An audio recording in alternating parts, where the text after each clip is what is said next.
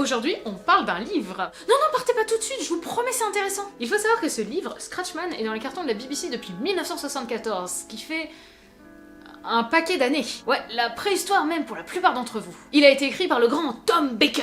Tom Baker, célèbre interprète du 4e Docteur, est resté 7 ans dans les bottes du Time Lord de 1974 à 1981. Né à Liverpool en 1934, il intègre un monastère religieux dans sa jeunesse avant de changer totalement d'orientation, se dirigeant après son service militaire vers une carrière d'acteur. Il est également connu pour son rôle dans Donjons et Dragons, son personnage de Captain Baker dans le Fort Boyard britannique, et son jeu interactif Tom Baker's Ultimate Sci-Fi Quiz. Tom Baker, ce n'est donc pas Joe le rigolo, mais est-ce que c'est pour autant un bon auteur? Ce n'est pas son premier livre, mais c'est le premier sur Doctor Who, et on le connaît un petit peu le loustique, il est capable du meilleur comme du pire. Sauf que Scratchman, ça ne sort pas de nulle part, ça vient en fait d'un scénario que Tom Baker avait écrit il y a maintenant plusieurs décennies, qui s'appelait Doctor Who meets Scratchman. Intriguant, n'est-ce pas? Pourquoi n'est-il donc jamais sorti? Et qu'est-ce que ça raconte? Laissez-moi vous conter l'histoire de ce film maudit.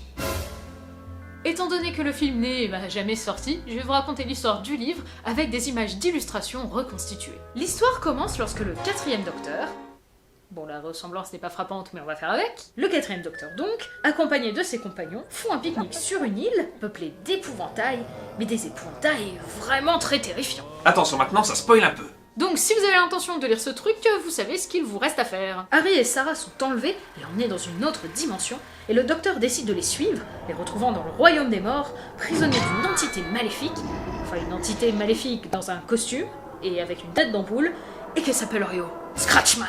C'est logique, c'est le titre. Le synopsis détaillé du film est disponible en description. Bon après c'est à peu près grosso modo les mêmes grosses lignes, donc après si vous avez déjà lu le livre ou alors vous en foutez complètement de vous faire spoiler, je vous conseille d'aller le lire, c'est tout de même très intéressant de comparer. Doctor Who meets Scratchman, c'est un film Doctor Who avec le 4e Docteur et ses compagnons Sarah Jane Smith et Harry Sullivan, écrit par Tom Baker et Ian Marter, l'interprète d'Harry Sullivan, avec le prince de l'épouvante Vincent Price dans le rôle du grand méchant Scratchman. Et avouez que c'est quand même bien dommage qu'on ait jamais eu ça à l'écran.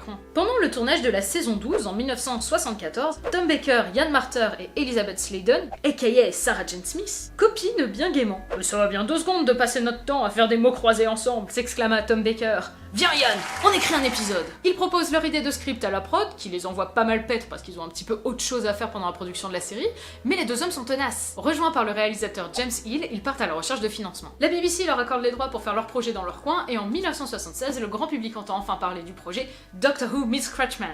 Et aussi de Doctor Who and the Cricket Man, mais ça on en parlera une autre fois, vous n'avez qu'à laisser un like si vous voulez voir cette vidéo. Les recherches de financement pour Scratchman, c'est un véritable enfer, ils ne savent plus où donner de la tête. Les producteurs britanniques ne sont pas tellement chauds à l'idée de faire un film pareil, et par contre Tom Baker, lui, est plutôt réticent à l'idée d'aller chercher des financements en dehors du Royaume-Uni. Les seuls pourparlers qui avancent un petit peu, c'est avec Universal, qui aimerait bien placer un acteur américain dans le rôle de Scratchman pour pouvoir justement faire la pub autour de cet acteur aux États-Unis.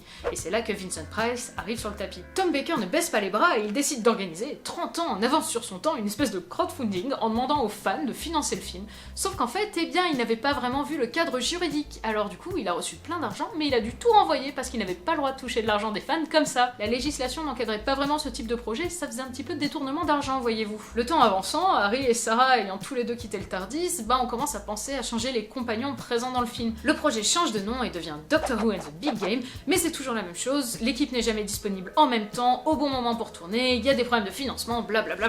Même en baissant les cachets de tout le monde et avec Baker et Hill qui décident de n'être payés qu'en pourcentage de recettes, ça va toujours pas, il y a toujours pas assez d'argent. L'intérêt général se dissipe peu à peu, et puis en 1979, il est décrété que le film est reporté indéfiniment. C'est une expression de marketeur qui veut dire annuler, mais on n'assume pas. Un projet ambitieux, peut-être trop pour son époque, tombé dans l'oubli.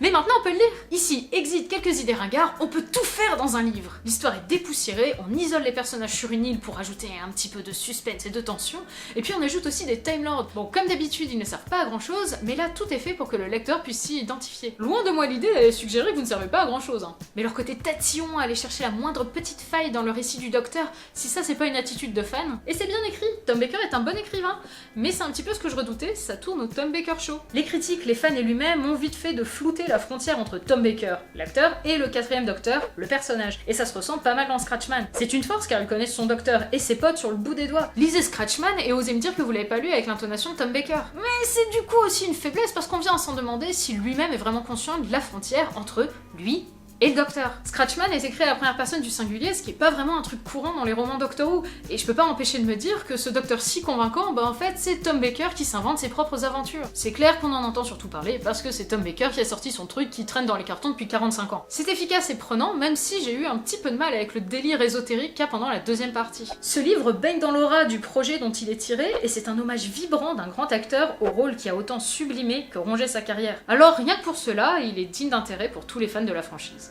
Bonne lecture, et à la prochaine. Envie de lire Scratchman? Dites-le nous dans les commentaires. Vous ne savez pas lire en anglais? Eh bien, dites-le nous aussi. Vous vous en foutez carrément? Eh bien, dites-le nous. Et pour la question qu'on va avoir 50 fois en commentaire, eh bien, non, ce n'est pas prévu en français pour l'instant. Et si vous avez aimé la vidéo, n'oubliez pas le pouce bleu, l'abonnement, le tip, le partage. Ah oui, c'est beau ça, le partage. Et puis rendez-vous dans une prochaine vidéo. Allez, goodbye.